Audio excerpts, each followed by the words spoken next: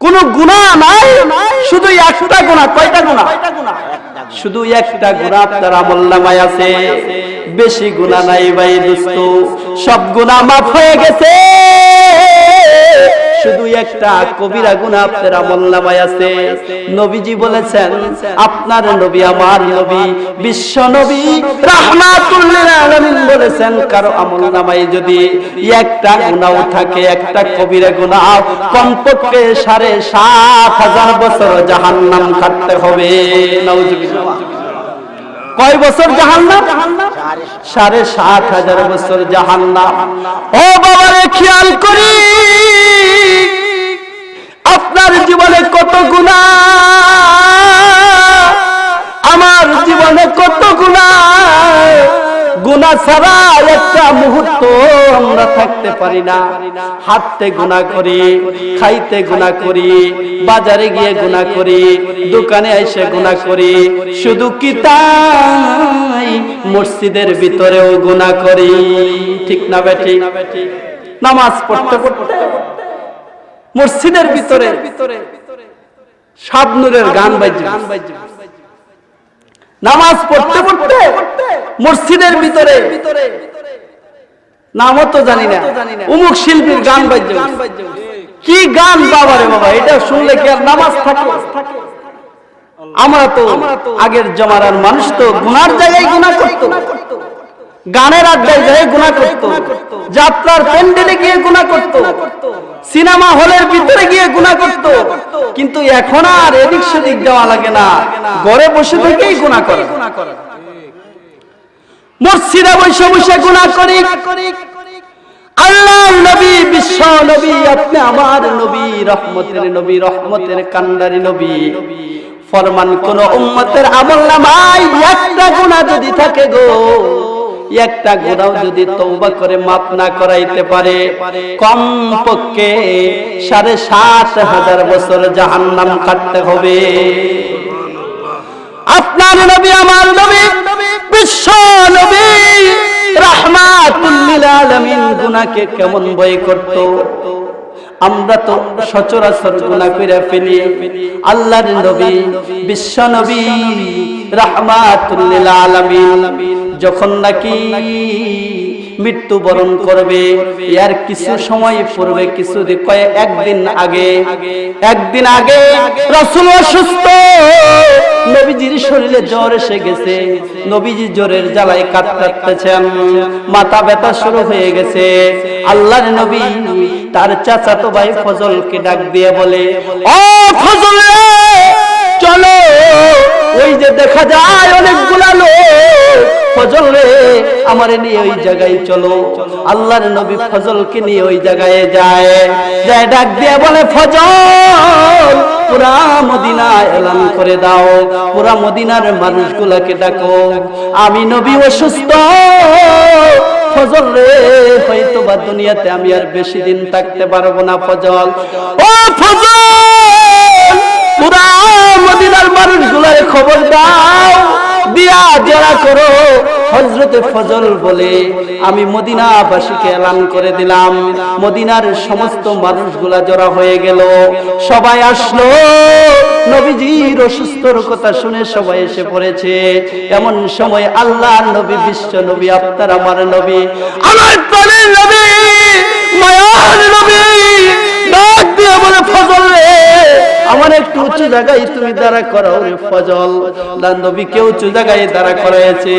ও ফজল রে আমার একটু ধরো। আল্লাহর নবীকে ধরা হয়েছে। এমন সময় ডাক দিয়ে বলে, ও মদিনাবাসী সাহাবীরা রে, ও সাহাবীরা শোনো, আমি নবী অসুস্থ হইতো বা মরে যাব, আজকের দেখাই তোমাদের সাথে আমার জীবনের শেষ দেখা হতে পারে। ও সাহাবীরা রে, তোমরা যদি আমার কাছে কোনো টাকা পয়সা পাও, তাহলে এখন বলতে পারো, আমি তোমাদেরকে ঋণ পরিশোধ করব। ও সাহাবীরা, কারো মনে যদি কোনো কষ্ট দিয়ে থাকি রে, এখন তুমি বলতে পারো, আমি তোমার কষ্ট দূর করে দেব। ও সাহাবীরা রে, কোনদিন যদি আমার হাত দিয়ে তোমাদেরকে আঘাত করি রে সাহাবা, আজকে তুমি আমার বদলা নিয়ে যাইতে পারো। এমন সময়ে কেউ দাঁড়ায় না। আবু বকর হু হু করে কান্না করতেছে, হযরতে উমর কান্না করতেছে, উসমান আলী কান্দে, আবু বকর কান্দে, উমর কান্দে, আলীও কান্দে। হাই হাই নবীজি কি বলে? উমর বলে, আমি ছিলাম কাফের, যদি মারা যাইতাম জাহান্নামী হয়ে যাইতাম। আমার মতো উমরকে নবীজি দাওয়াত দিয়া, আমার মতো উমরকে কালেমা পড়াইছে, আমার গলায় কালেমার রশি চালাইয়া আমাকে আজকে জান্নাতি বানাইছে। আমি উমর এত দামি হয়েছি, আর নবীজি বলে আমরা নাকি নবীজির সাথে বেয়াদবি করেছি, ঋণী নাকি। হযরত আবু বকর কান্দে, হাই হাই, সাহাবাদের কান্নার রোল পড়ে গেছে। এমন সময় একজন সাহাবী দাঁড়ায় গেছে, ও আল্লাহর নবী, আপনার কাছে 3টা দিরহাম আমি পাই। কয়টা দিরহাম? 3টা দিরহাম। চিন্তা করুন ভাইরা আমার, নবীর আগের গুনাহ মাফ, পিছের গুনাহ মাফ, ঠিক না ঠিক? যার পিছনের জিন্দেগির গুনাহ মাফ, সামনের গুনাহ মাফ, তার আবার কোনো চিন্তা আছে? আমাদের যদি এরকম কোন সংবাদ থাকতো যে আগের গুনাহ মাফ, পিছের গুনাহ মাফ, আমরা কি করতাম? আল্লাহ, আল্লাহর নবী, আপনার নবী, আমার নবী, বিশ্ব নবী রাহমাতুল লিল আলামিন ডাক দিতেছে, ও ফজল রে। ওই সাহাবী কি বলে? বলে, রাসূল গো, আপনার কাছে বলে 3টা দিরহাম পায়। ও চাচাতো ভাই ফজল, আমার সম্পত্তির থেকে সেই সাহাবীকে 3টা দিরহাম দিয়ে দাও। নবীজি জিজ্ঞেস করে, সাহাবী, কবে কোন দিন তোমার কাছে আমি 3টা দিরহাম নিয়েছিলাম? আমাকে একটু মনে করাইতে পারবা? তখন সাহাবী ডাক দিয়ে বলে, নবীজি গো, একদিন আপনার কাছে ভিক্ষুক আসছে, আপনার পকেটে টাকা ছিল না, আমার কাছে 3টা দিরহাম নিয়ে আপনি ভিক্ষা দিয়েছিলেন, আপনার মনে ছিল না গো নবীজি? আল্লাহর নবী, বিশ্ব নবী রাহমাতুল লিল আলামিন ডাক দিয়ে বলে, ও ফজল রে, আমার সম্পত্তির থেকে সাহাবীকে 3টা দিরহাম দিয়ে দাও। এখন সাহাবী 3টা দিরহাম নিয়ে গেল। আল্লাহর নবী, বিশ্ব নবী, আবার আপনার নবী 2 চোখের পানি ছেড়ে দিয়ে বলে, সাহাবীরা রে, আমি কি তোমাদের মনে কোনো কষ্ট দিয়ে থাকছি? আমি কি কোনোদিন তোমাদেরকে কষ্ট দিয়েছি? আমাদের কি চরিত্র? আমরা কত মানুষকে কষ্ট দিলাম, ভাই ভাইকে কষ্ট দিলাম, ছেলে পিতাকে কষ্ট দিলাম, পিতা ছেলেকে কষ্ট দিলাম। আমি যদি অসুস্থ হই, কোনোদিন কারো কাছে মাপ চাই না। আমরা তো মুসলমান, প্রত্যেকদিন মুসল্লিরা যখন ফজরের নামাজ পড়ব, একজন আরেকজনকে বলা উচিত, ভাই, এটা তো আমার জীবনের শেষ নামাজ হয়ে যেতে পারে, আজকের ফজরের নামাজ আমার জীবনের শেষ নামাজ হইতে পারে। ভাই গো, যদি কোনো ভুল করে থাকি, যদি কোনো অপরাধ করে থাকি, আমারে ক্ষমা করে দিও। ঠিক না বেটি? আপনার নবী, উম্মতের কান্ডারি নবী বলতেছেন, সাহাবীরা রে, তোমরা কি আমার কাছে কোনো, আমি কি তোমাদেরকে কোনোদিন আঘাত করেছিলাম যে তোমরা কষ্ট পেয়েছো? হঠাৎ করে একজন সাহাবী দাঁড়ায় গেছে। একজন সাহাবী, তার নাম ছিল হযরতে ওয়াক্কাস রাদিয়াল্লাহু তাআলা আনহু। নাম কি? হযরতে ওয়াক্কাস রাদিয়াল্লাহু তাআলা আনহু দাঁড়ায় গেছে, নবীজি গো, ইয়া রাসূলুল্লাহ, ইয়া হাবিবাল্লাহ, আপনি আমাকে একদিন আঘাত করেছিলেন চাবুক দিয়ে। বলে, সাহাবী, তোমাকে আমি আঘাত করেছিলাম? বলে, হ্যাঁ, একদিন আপনি আমাকে আঘাত করেছিলেন। ও সাহাবী, তুমি কি মনে করাই দিতে পারবা সেই আঘাতটা আমি কবে কোন সময় তোমাকে করেছিলাম? সাহাবী কেন্দে কেন্দে বলে, নবীজি গো, আমি যুদ্ধের ময়দানে আপনার পিছনে ছিলাম, আর আপনি উটের উপরে ছিলেন। যখন চাবুকটা ঘুরাইতেছিলেন, উটের উপর থেকে চাবুক যখন ঘুরাইছেন, ওই চাবুকটা আমার পিঠের ভিতরে লেগেছিল গো নবীজি। আপনারা বলুন তো, নবীজি কি ইচ্ছা করে তারে আঘাত করছিল নাকি? ইচ্ছা করে আঘাত। হযরত উকাশ বলে, ও নবীজি গো, আমি আজকে আপনার বদলা নিতে চাই। সাহাবীরা হযরত ওমরের মতো মানুষ চোখ লাল করে দিয়েছে, আবু বকরের মতো মানুষ চোখে লাল হয়ে গেছে। আবু বকর নরম মেজাজের মানুষ, তবু রাগ হয়ে গেছে। সাহাবীরে কি বলস রে, কি বলস? নবীজি যদি আমাদেরকে হাত ধরে কালেমা না পড়াইতো, আমরা হয়ে যেতাম কাফের। কাফের হয়ে মারা গেলে সারা জীবনের জন্য জাহান্নামী হয়ে যেতাম। এই রাসূল যুদ্ধের ময়দানে একটা আঘাত করে গায়ে লাগছে, আর তুই এর বদলা নেওয়ার জন্য প্রস্তুত হইছ। হযরতে ওয়াক্কাস কোনো কথা বলে না, কথা বলে না। নবীজি বলে, ও ফজল রে, এক কাজ করো, তুমি যাও ফাতেমার ঘরে চলে যাও। ফাতেমার ঘরে গিয়ে দেখবা একটা চাবুক আছে। ও ওয়াক্কাস, ও ফজল রে, ফাতেমার ঘরে যা দেখবা একটা চাবুক আছে। আমি নবী যুদ্ধের ময়দানে যেই চাবুকটা ব্যবহার করতাম, ওই চাবুকটা ফাতেমার ঘরে আছে। এই চাবুকটা ফাতেমার ঘরে। ফজল চলে গেছে, ফাতেমার ঘরে চলে গেছে। ফাতেমা ডাক দিয়ে কই, ও ফজল রে, তুমি কেন চাবুক নেওয়ার জন্য আসছো? নবীজি তো অসুস্থ, নবীজি তো অসুস্থ, তুমি কেন চাবুক নেওয়ার জন্য আসছো? ফজল বলে, একজন সাহাবীকে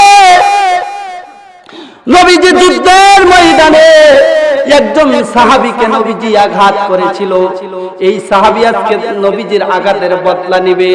নবীজি বলেছে এই চাবুকখানা নেওয়ার জন্য। ফাতেমা ডাকতে কইলে, ও হাসান হুসাইন, কই রে তোরা কই?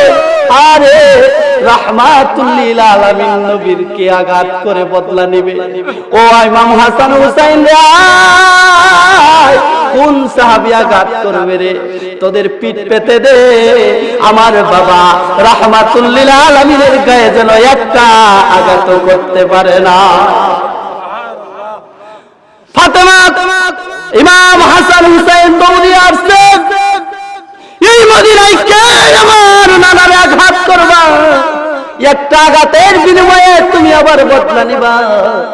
আমি হাসানের পিঠে আঘাত করো, একটার পরিবর্তে 10টা করো, 10টার পরিবর্তে 20টা করো। ইমাম হুসাইন বলে, কে আছো গো আমার নানার আঘাতের বদলা নিবা? আমি ইমাম হুসেনের পিঠের ভিতরে আঘাত করব, কিন্তু বিশ্ব নবী রাহমাতুল লিল আলামিনের গায়ে মারিও না। ওই সাহাবী হযরত ফজল যখন চাবুকখানা আনছে, আল্লাহর নবী চাবুকখানা দিয়ে বলে, ও ওয়াক্কাস রে, রেডি হয়ে যাও। ও ওয়াক্কাস রে, রেডি হয়ে যাও। ওয়াক্কাস রে, যেই চাবুক দিয়ে তোমারে আমি আঘাত করেছিলাম রে ওয়াক্কাস, এই চাবুকখানা আমি যতন করে রেখেছি। ওরে ওয়াক্কাস, তুমি আজকে একটা আঘাতের বিনিময়ে যত ইচ্ছা তত আমার আঘাত করতে পারো। সাহাবীরা রে, ও ওয়াক্কাস রে, একটা আঘাতের বিনিময়ে তুমি 100 আঘাত যদি করো, আমি নবী পিঠ পেতে মেনে নিব। সঙ্গে সঙ্গে হযরত আবু বকর, হযরত ওমর পাগল হয়ে গেছে। ও ওয়াক্কাস রে, আমি আবু বকরের পিঠ কি তুই দেখোস না? আমি উমরের পিঠ কি তুই দেখোস না? নবীজির গায়ে আঘাত করবি রে। ও কাসরে রাহমাতুল লিল আলামিনের গায়ে আঘাত করিস না রে। আমি আবু বকরকে যত পিটাল পিটা, আমি ওমরকে যত মারতে যত চাবুক দিয়ে পিটা, আমি আবু বকরের পিঠের মধ্যে পিটা। নবী দু জাহান রাহমাতুল লিল আলামিনের গায়ে আঘাত করিস না রে ওয়াক্কাস। নবীজি অসুস্থ মানুষ, জোরে কাতরাতেছে, ওয়াক্কাস কোনো কথা বলে না। আল্লাহর নবী, বিশ্ব মানবতার নবী, আপনার নবী, আমার নবী, উম্মতের কান্ডারি, ডাক দিয়ে বলে, ও সাহাবীরা চুপ থাকো, আমি নবী কাউকে আঘাত দিয়ে দেনা দিয়ে কবরে যাইতে চাই না। আমি নবী কাউকে আঘাত দিয়ে কারো দাবির নিচে থাইকা কবরে যাইতে চাই না। দেরি করিস না, মানুষের হায়াত মৃত্যুর কথা বলে দেয় না রে ওয়াক্কাস। আমি যদি এই অবস্থায় মারা যায়, আমি নবীর কি উপায় হবে? ওরে ওয়াক্কাস, এই যে তোর চাবুকখানা তোর হাতে দিলাম রে ওয়াক্কাস, তাড়াতাড়ি তুই আমার বদলা নিয়ে নে। হাদিস শরীফের ভিতরে, হাদিসে পাকের ভিতরে, নবীজি হাদিসে পাকের ভিতরে আসছে ওই সাহাবী হযরত ওয়াক্কাস চাবুকখানা লইয়া নবীজির পিছনে গেছে। পিছনে যাওয়ার পরে আল্লাহর নবীকে, বিশ্ব নবীকে, আপনার নবী, আমার নবীকে বলে, ও রহমতের নবী, আপনি আমাকে যখন আঘাত করেছিলেন গো নবীজি, তখন আপনার পিঠের ভিতরে কোনো কাপড় ছিল না। ও নবীজি, আপনি যখন আঘাত করেছিলেন নবীজি, আমার পিঠের ভিতরে কোনো কাপড় ছিল না, আমি ছিলাম খালি গায়ে। নবীজি গো, আপনার শরীরে দেখা যাইতেছে কাপড়। নবীজি গো, আমি চাই আপনার কাপড়টা খুলে ফেলুন, খোলার পরে আমি ওয়াক্কাস বদলা নেব। আল্লাহ নবী, বিশ্ব নবী, রহমতের নবী ডাক দিয়ে বলে, ও ওয়াক্কাস রে, আমার 63 বছর জেল লেগেছে, কোনদিন রে ওয়াক্কাস আমি খালি গায়ে হই। ও ওয়াক্কাস রে, আমার বিবিরা পর্যন্ত পুরা শরীর আমাকে দেখতে পারে নাই রে ওয়াক্কাস। এই 63 বছর জেল লেগেছে, কোনদিন আমি খালি গায়ে রাসূল হই নাই, আর তুই বলতেছিস আমাকে খালি গায়ে হইতে। ওয়াক্কাস রে, মেনে নিলাম, আমার এই মায়ের দাবির কারণে, তোর বদলা নেওয়ার কারণে আমি রাসূল তোরে আমার পিঠটা খুলে দিলাম। আল্লাহ, বিশ্ব নবী, আপনার নবী, আমার নবী, রহমতের নবী যখন হাত কাটা পিছনে পিঠের ভিতরে নিছে, পিঠের ভিতরে দিয়া রাসূলের জামাটা যখন খুলতেছিল, যখন রাসূল জামা খুলে, ওই ওয়াক্কাস বাবারে পাগল হয়ে গেছে। ওয়াক্কাস তরোয়াল খানা নবীজি পিঠটারে খুলে দিয়ে বলে, ওয়াক্কাস রে, তাড়াতাড়ি বদলা নিয়ে নে রে ওয়াক্কাস, না জানি কোন সময় আমি মারা যাই, তাড়াতাড়ি আমার বদলা নিয়ে যা। হযরত ওয়াক্কাস পিছনে নবীজির পিঠটা যখন খুলছে, ওয়াক্কাসের জামাটা ওয়াক্কাস খুলে ফেলছে। চাবুকখানা নবীজির কদমের নিচে রাখিয়া বুগলের নিচ দিয়ে হযরত ওয়াক্কাস বুগলের নিচ দিয়ে হাতটা বাড়াই দিয়া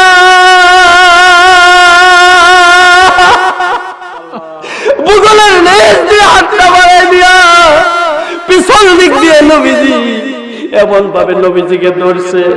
ওয়াক্কাস দইরা হযরত ওয়াক্কাস রাদিয়াল্লাহু তাআলা আনহু সিনা মুবারকের সাথে নবীজির পিঠ মুবারক বসতেছে। ওয়াক্কাস মনে মনে কয়, হায় হায়, আয় হায় রে, হায় হায়, আমার জীবনের কোন আমল যদি কবুল না হয়, আমি যেদিন মারা যাব, কবরে যখন মুনকার নাকির আসবে সওয়াল করার জন্য, আমি বলবো মুনকার নাকির রে, আমি গুনাহগার বটে, চেক কইরা দেখ আমার বুকের সাথে কার পিঠ লাগছে, আমার বুকের সাথে কার পিঠ লাগছে রে ওস্তাদ, দেখ চেক কইরা দেখ আমার বুকের সাথে কার পিঠ লাগছে। হযরতে ওস্তাদ সিনা মুবারক বসে আর রহমতের নবী, বিশ্ব নবী, মানবতার নবী বলে ওয়াক্কাস রে তুই কি করস, তুই না বলেছিল আমার বদলা নিবি। হঠাৎ করে হযরতে ওয়াক্কাস নবীজির পিঠের ভিতরে কি ছিল জানেন নাকি? নবীজির পিঠের ভিতরে ছিল মোহরের নবুয়ত। হঠাৎ করে হযরতে ওয়াক্কাস নবীজির পিঠের ভিতরে মোহরের নবুয়তের ভিতরে একটা চুমা দিয়েছে, চিৎকার দিয়ে বলেন আল্লাহু আকবার।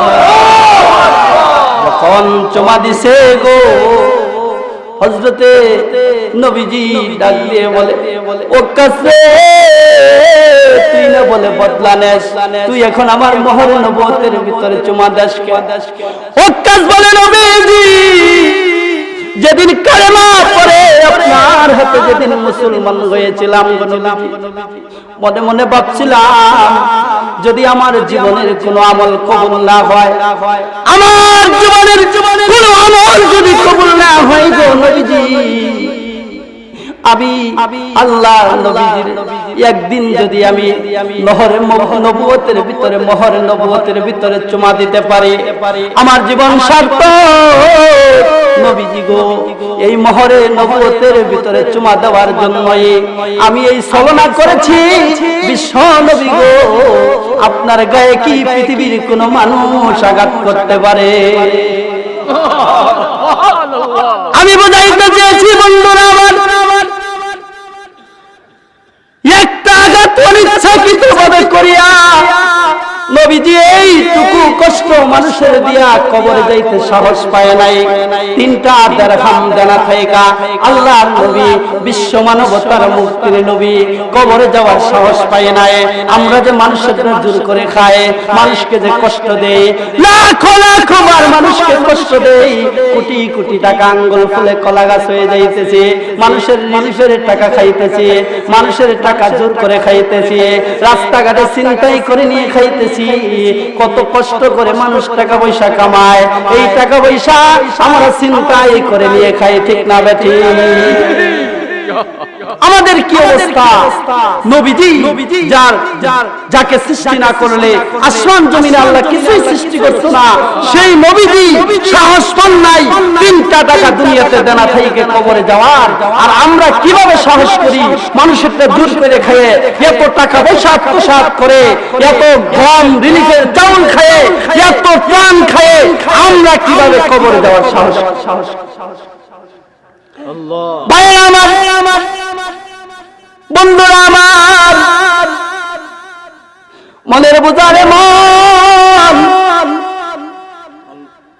ঈমান আনার জন্য নবীজি কত কষ্ট করেছে, ঈমানের জন্য কত কষ্ট করেছে নবীজি, সাহাবায়ে কেরাম কত কষ্ট করেছে নবীজি।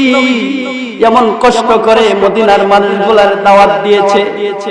আমরা তো করে বসে থাকি, মসজিদে বসে থাকি, খানকার ভিতরে বসে বসে সুখে সুখে দিন কাটায় আর দাওয়াত খায়। নবীজি কত কষ্ট করেছিল রে বাজান, আমি কি একটা কষ্টের কথা আপনাদেরকে বলবো? নবীজি কত কষ্ট করেছিলেন। আল্লাহর নবী, বিশ্ব মানবতার মুক্তির নবী, আপনার জানের নবী, আমার প্রাণের নবী, নবীজি কত কষ্ট করেছিলেন। হযরত আয়েশা সিদ্দিকা রাদিয়াল্লাহু তাআলা আনহা, আম্মা জান হযরত আয়েশা সিদ্দিকা রাদিয়াল্লাহু তাআলা আনহা একদিন নবীজিরে কাপড়টারে উঠাইতে সিনার উপরে উঠায় ফেলছে। এমন সময় দেখতে পায় নবীজির পিঠের ভিতরে অনেকগুলো কালো দাগ, নবীজির পিঠের ভিতরে অনেকগুলো কালো দাগ। আয়েশা বলে নবীজি গো আপনার কি কোন সময় বসন্তের ব্যারাম হয়েছিল? আপনার কি কোন গুটি ব্যারাম হয়েছিল নাকি? আপনার পিঠের ভিতরে এত দাগ কেন? আল্লাহর নবী ডাক দিয়ে বলে, আয়েশা রে, নবীদের জন্য বসন্তের ব্যারাম আল্লাহ হারাম করে দিয়েছে। কোন নবীর বসন্তের ব্যারাম হয় না, আমি বিশ্ব নবী রাহমাতুল লিল আলামিনের কেন বসন্তের ব্যারাম হবে? বলে আয়েশা বলে, নবীজি গো, তাহলে এই যে এই কালো কালো দাগগুলো আপনার কিসের দাগ? এত সুন্দর শরীর, নুরানি শরীরের ভিতরে কালো কালো দাগগুলা কেমন দেখা যাইতেছে? আল্লাহর নবী দুই চোখের পানি ছেড়ে দিয়ে বলে, ও আয়েশা রে, এই তো জানোস না, এইটা হলো কলেমার দাগ, এটা হলো কলেমার দাগ। আয়েশা সিদ্দিকা রাদিয়াল্লাহু তাআলা আনহা ডাক দিয়ে বলে, ও নবীজি গো, আমি তো বুঝলাম না নবীজি কলেমার দাগ আবার কোনটা, কিভাবে কলেমার দাগ? আল্লাহর নবী চোখ দিয়ে পানি ছেড়ে দিছে, বলে, ও আয়েশা রে, দুঃখের দিনের কথাগুলা কেন মনে করলি রে আয়েশা? আরে আয়েশা রে, আমি যখন দাওয়াত দেওয়া শুরু করি, আমি যখন নবুয়ত পাইলাম, আয়েশা রে, মক্কার মানুষগুলোর দাওয়াত দিলাম, কেউ আমার ঈমান গ্রহণ করলো না, দাওয়াত নিল না রে আয়েশা। তখন আমি কি করলাম? আমার মনে খেয়াল হলো, তায়েফের মানুষগুলা অতিথি আপ্যায়নকারী ছিল, এরা অতিথিকে অনেক আপ্যায়ন করতে জানতো। ওই সরে আমি তায়েফের ময়দানে গেলাম, তায়েফের মানুষগুলার দাওয়াত দেওয়ার জন্য গেলাম। আয়েশা রে, যখন তায়েফের বড় বড় লিডার গুলার আমি দাওয়াত দিলাম, আয়েশা রে যখন দাওয়াত দিলাম, এরা তো আমার দাওয়াত গ্রহণ করলো না, আমাকে একটু আপ্যায়ন করে নাই রে আয়েশা। ও আয়েশা, আমি নবী, বিশ্ব নবী রহমত দিয়ে যখন তায়েফের ময়দানে গেলাম, এরা আমার আশ্রয় দিল না আয়েশা রে, এরা আমার আশ্রয় দিল না, এরা আমার আপ্যায়ন করলো না, আমারে কিছু খাওয়াইলো না। ও আয়েশা, তুই তো জানিস না আমার দুঃখের দিনের কথাগুলো তুই মনে করে দিলি আয়েশা রে। আমি যখন তায়েফবাসীর দাওয়াত দেওয়া শুরু করলাম, তায়েফবাসী বড় বড় লিডার গুলা ছোট্ট ছোট্ট শিশু সন্তান গুলারে লেলায় দিল। ছোট্ট ছোট্ট শিশু সন্তান গুলা পাথর মারা শুরু করলো। এরা বলল, ও সন্তানেরা রে, মদিনার থেকে পাগল আসছে। কি আসছে? মদিনার থেকে পাগল আসছে। এই পাগলটারে তোরা পাথর দিয়ে আঘাত করতে থাক। ওরে আয়েশা রে, আমার পালিত পুত্র যায়েদ বিন হারেসাকে নিয়ে যখন আমি গিয়েছিলাম, আমি আমার সাথে ছিল যায়েদ। যখন মদিনার সন্তানগুলা, ছোট্ট ছোট্ট বালকগুলা, আমি নবীকে পাগল বলে ইশারে কাটা কাটা পাথরগুলা, ধারালো পাথরগুলা একত্রিত করে আমারে মারার জন্য আসতেছিল। যায়েদ ডাক দিয়ে কয়, ও ছেলেরা রে, ও তায়েফের মানুষ রে, ও তায়েফের বালক রে, ও তায়েফের ছেলেমেয়েরা রে, রহমতের নবীর মারিস না, রহমতের নবীর মারিস না। যত পাথর মার আমারে কবর দিয়ে দে, রাহমাতুল লিল আলামিনের মারিস না। রাহমাতাল লিল আলামিন নবী লাখ সালাম, রাহমাতাল লিল, বলুন বলুন, রাহমাতাল লিল আলামিন নবী লাখ সালাম, যার উপর নাজিল হলো পবিত্র কালাম। রাহমাতাল লিল, আওয়ালেতে জন্ম তোমার, আওয়ালেতে জন্ম তোমার।